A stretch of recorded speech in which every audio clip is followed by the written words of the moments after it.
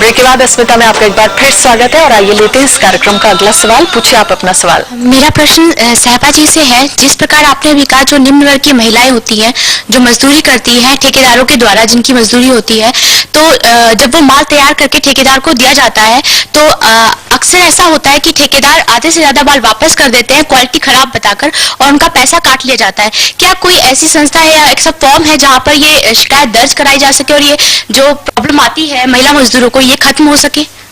बदकिस्मती तो इसी बात की है कि ऐसी कोई जगह है नहीं, क्योंकि अगर जो फैक्ट्री में काम करने वाला मजदूर होता है तो उसके पास फिर भी लेबर ऑफिस होता है, वो लेबर कमिश्नर के यहाँ जाकर के अपनी शिकायत करता है, लेकिन औरतों के पास नहीं है। और अक्सर ये होता है कि वो माल तोलते हैं, उस तोल में उन कह देते हैं कि कम माल है या रिजेक्ट कर देते हैं कि ठीक नहीं बना है, पैसा काट लेते हैं। जो मैं बता रही थी कि शीशे का काम करने वाली महिलाओं का, तो उसमें वो पूरा तोल रखते हैं और अगर जरा सा भी कम हो तो 5 रुपए मिलता है, जिसमें से 1 रुपया वो काट लेते हैं। तो शिकायत कहाँ करेंगी, किसके पास करेंगी? वो कह देगा मैं अगली बार आपके पास काम करने नहीं आऊंगा। अगला सवाल है। मैम, ये हमने देखा है कि जो बिचौले औरतों को काम कराते हैं वो कागजी स्तर पर दिखा देते हैं कि बहुत स्तर ऊंचा स्तर है, उन्हें बहुत ज्यादा पैसे दिए जाते हैं, पर असल ये बात है कि जमीनी हकीकत हमारी कुछ और है। क्या इसका कोई समाधान नहीं निकल सकता?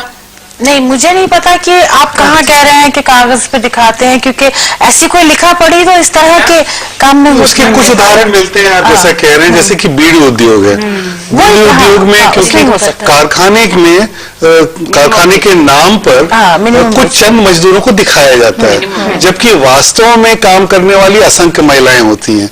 तो उन चंद मजदूरों के लिए दिखाया जाता है कि इनको इतनी मजदूरी की अदायगी हो रही है। अमूमन तो समस्या ये है कि बीड़ी उद्योग में तो नाम मात्र का नियमन होता है, क्योंकि एक अलग उसका कानून बना हुआ है, लेकिन ज्यादातर क्षेत्रों में जिनकी चर्चा यहाँ पे की जा रही है, यहाँ कोई नियमन नहीं है, कोई रजिस्ट्रेशन का प्रावधान नहीं है।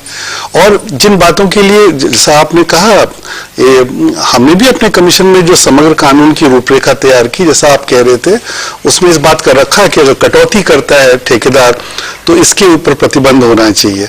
तो ये सब बातें कही गई है, लेकिन इन बातों को अपनाने के लिए सरकार उनको अपनाए या उनको लागू करे, मैं समझता हूँ कि ये बहुत जरूरी है कि कहीं ना कहीं संगठन और आवाज की जरूरत पड़ेगी, उसके बिना नहीं हो पाएगा। अगला सवाल। सामाजिक सुरक्षा में घरेलू मजदूरों की जो परिभाषा देखने में कोई समय सीमा तय नहीं की गई है, इसके पीछे क्या वजह रही है? घरेलू मजदूरों को एक तो डिस्क्राइब करना, इनको इसकी बात की परिभाषा पूरी तरह से लिखना बहुत लंबा चौड़ा एक हो जाएगा, उसमें तरह तरह की मजदूरी आ जाती है, इसलिए उसकी पूरी तरह से कहीं नामांकन नहीं किया होगा, कहीं उसकी लिस्ट नहीं बनी होगी।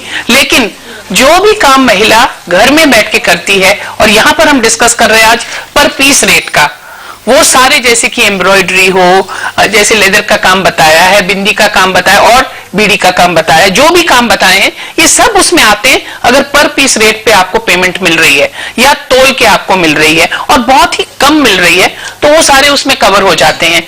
तो ये अर्जुन सेन गुप्ता ने जरूर इसमें कुछ ना कुछ लिस्टें बनाई होंगी, आप इसके ऊपर इनको बता सकते हैं।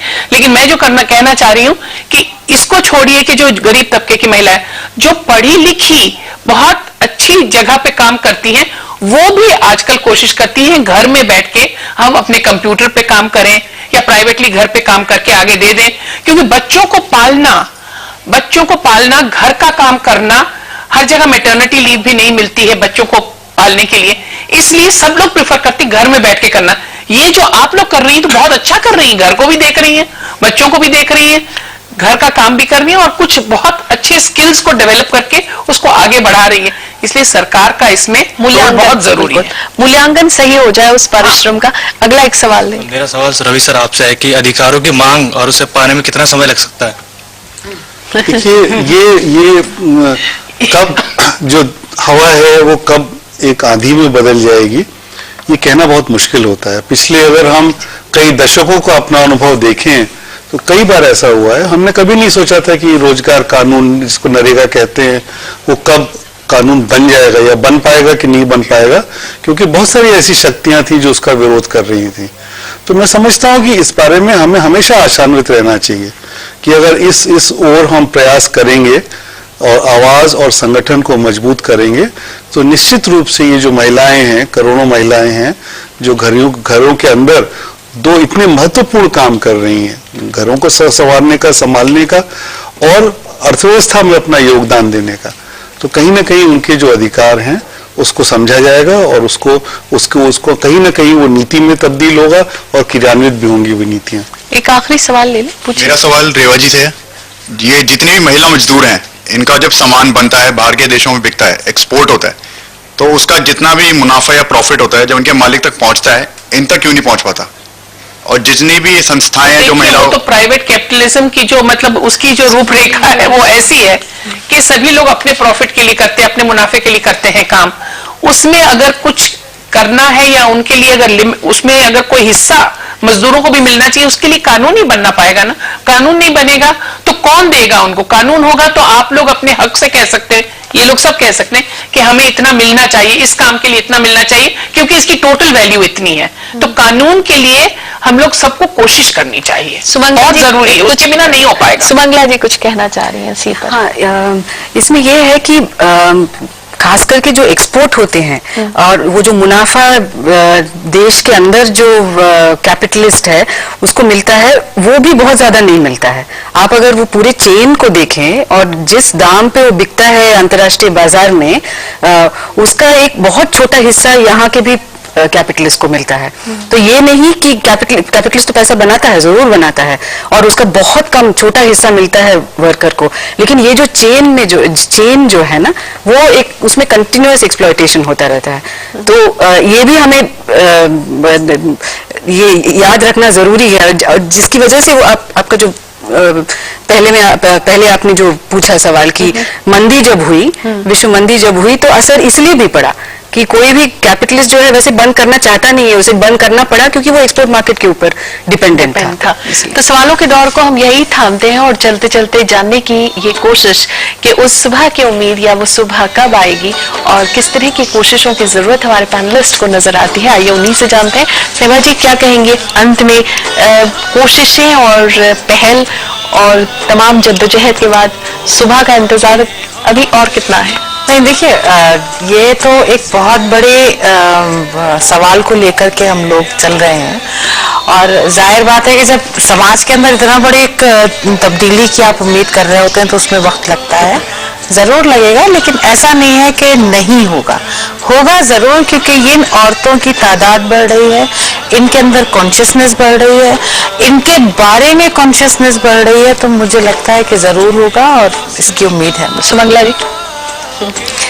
उम्मीद तो यही मैं भी रखती हूँ, लेकिन एक चीज थोड़ा सा डरावना है, जैसे कि रवि जी कह रहे थे कि ये जो घरेलू कामकाज तो भारत में सदियों से होती आ रही है, लेकिन ये जो वैश्वीकरण है उसके तहत ये और भी बढ़ा है और ये फैला है, और भी जो पहले पापड़ बेलना और वो जरदोसी और इस तरह के कामों तक सीमित था, अब वो इंडस्ट्रियल वर्क, जहाँ तक कि कंप्यूटर्स के पार्ट्स भी बनते हैं। तो ये अगर इस तरह से फैलता रहे, इसका मतलब ये है कि पूंजीवाद को इसकी जरूरत है। बिल्कुल। रवि नहीं, ये काम निश्चित रूप से जैसा कि वैश्वीकरण के दौर में घरेलू काम की नई आयाम विकसित होंगे, और लेकिन महिलाओं की स्थिति में, जो महिला कामगार हैं जो घरों में काम कर रही हैं, उनकी स्थिति में सुधार लाने के लिए मैं समझता हूँ कि जिन प्रयासों की हम यहाँ बात कर रहे हैं उनमें सबसे महत्वपूर्ण संगठन और आवाज, और दूसरी बात ये कि इनकी वरीयताएं, हो सकता है हमें वरीयताएं बनानी पड़े, जो वरीयताएं सबसे ज्यादा है, स्वास्थ्य सेवाएं, मजदूरी का सवाल, स्किल्स की इनकी मान्यता देना, कुछ सवालों को लेके हम केंद्रित करें और उसके बाद कदम ब कदम इनकी हम लड़ाई को, इनके संघर्ष को, कि जीवन यापन के संघर्ष को आगे बढ़ाएं। बहुत अच्छी बात। रेवा जी?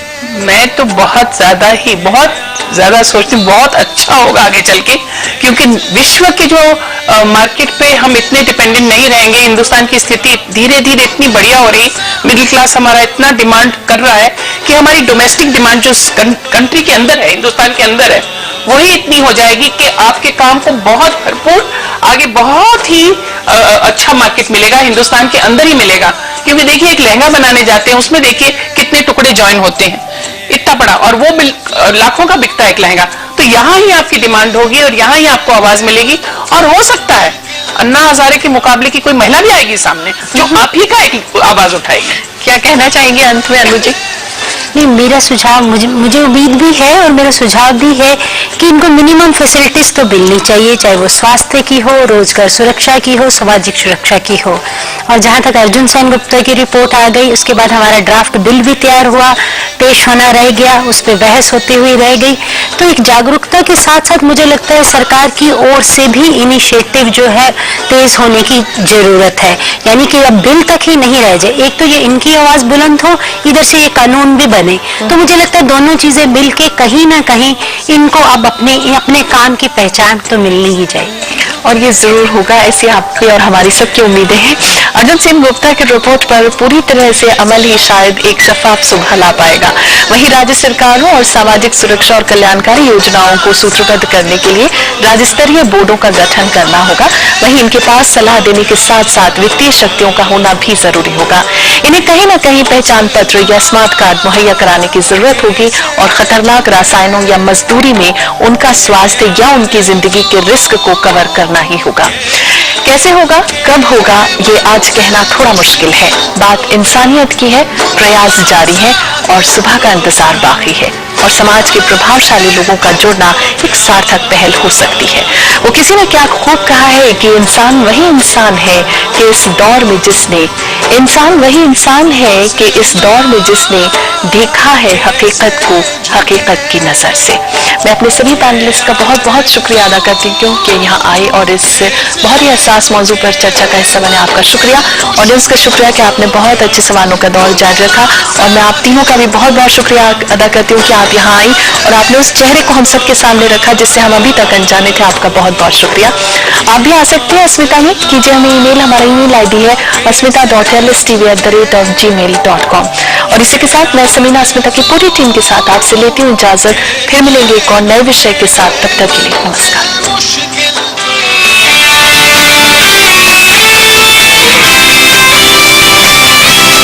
वक्त बदल रहा है, बीता वक्त कुछ और था, आज का वक्त कुछ और है। हम लोगों ने पैराट्रूपिंग की है, माउंटेनियरिंग की है, हम लोग शूटिंग करते हैं,